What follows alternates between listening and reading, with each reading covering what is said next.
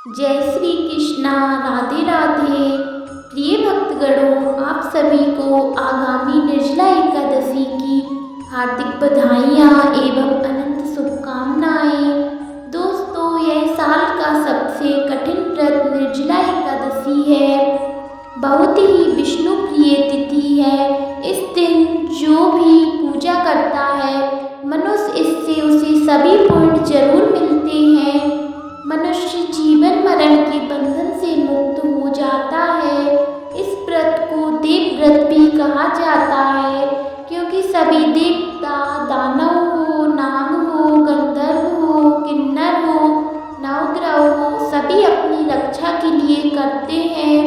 विष्णु भगवान की कृपा पाने के लिए इस एकादशी का व्रत करते हैं। इस उपवास के कठोर नियमों के कारण ही सभी एकादशियों में से सबसे कठिन व्रत माना जाता है और विष्णु भगवान का भजन कीर्तन उपवास किया जाता है।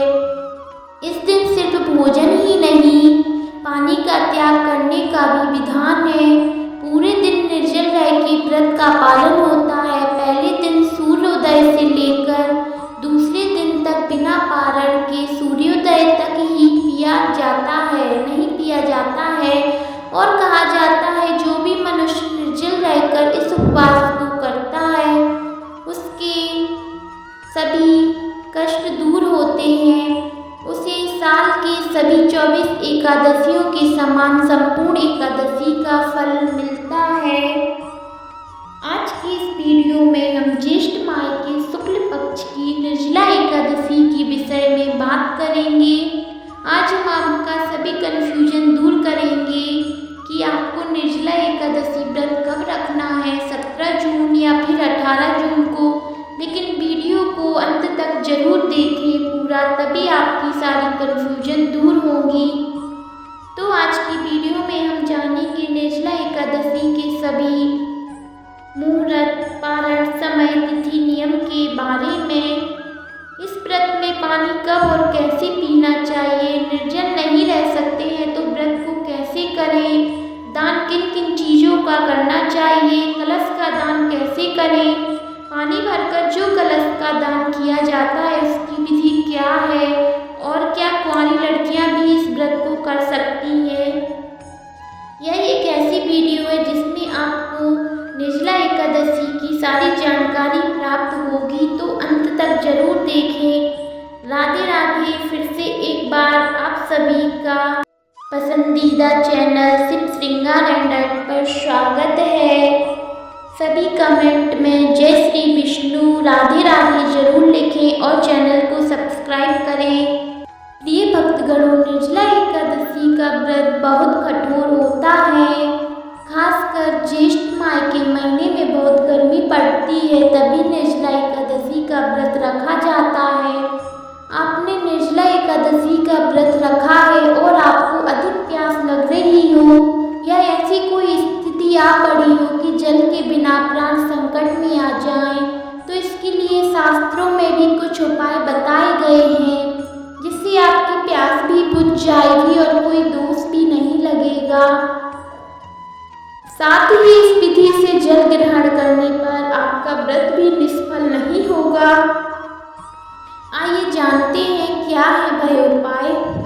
निर्जला एकादशी व्रत के दौरान अधिक प्यास लग रही है तो आप ओम नमो नारायण मंत्र का जाप 18 बार करें।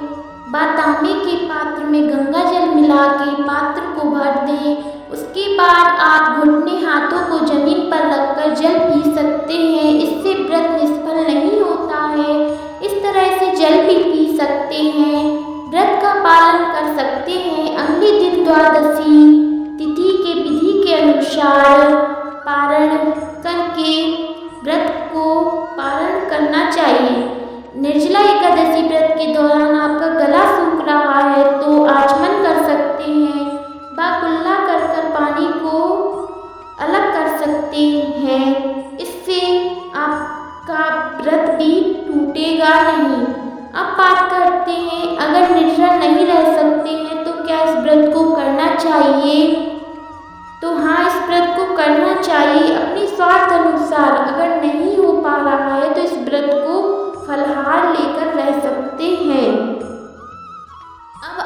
प्रश्न, क्या कुंवारी लड़कियां इस व्रत को कर सकती हैं?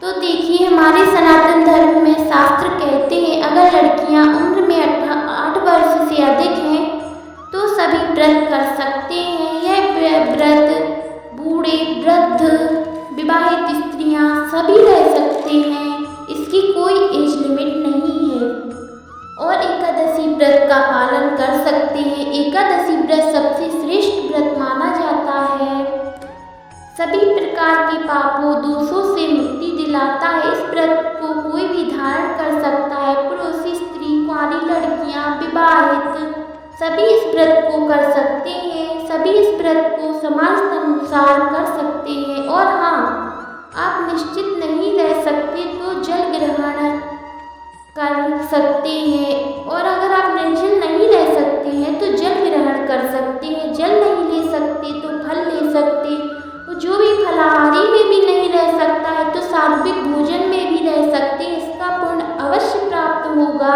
एकादशी का व्रत भगवान हरि विष्णु को अति प्रिय है।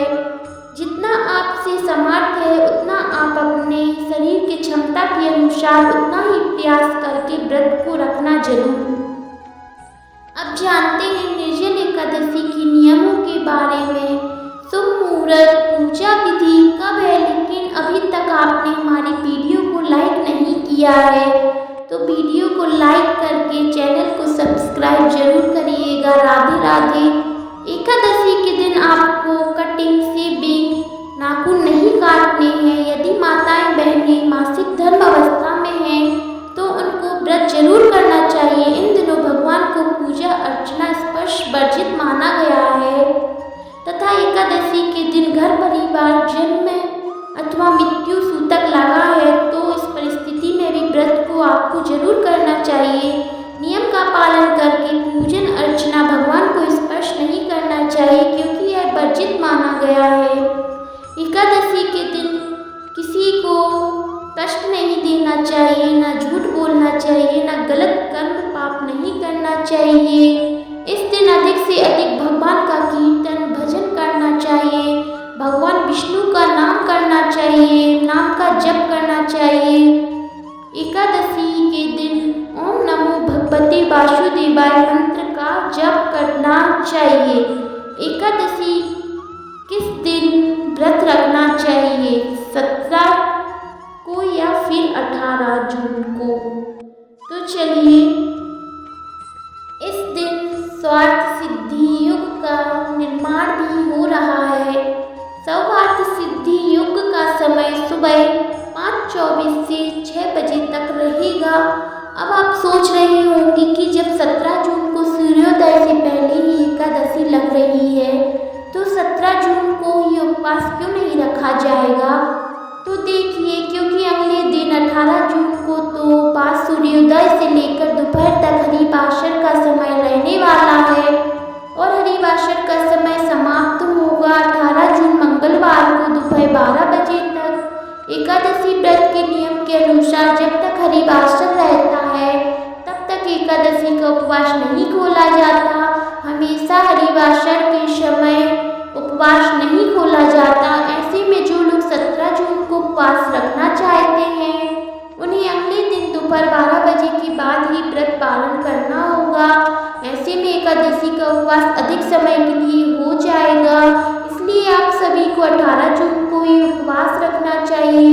जो लोग इस नियम का पालन नहीं करते, 17 जून को ही उपवास रखते हैं तो उन्हें उपवास खोलना हो तो 18 जून मंगलवार को दोपहर 1 से 3 बजे के बीच उपवास खोलना होगा।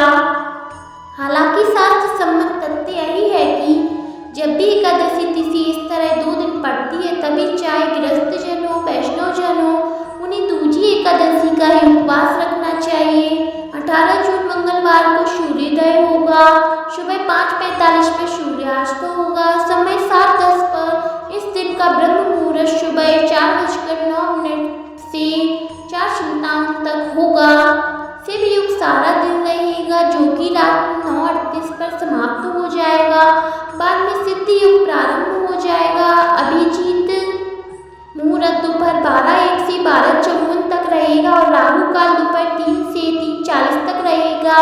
दोपहर 19 जून बुधवार को सूर्योदय होगा, सुबह 5:45 पर सूर्यास्त होगा, शाम 7:20 में ब्रह्म मुहूर्त सुबह 4:09 से 4:57 तक रहेगा।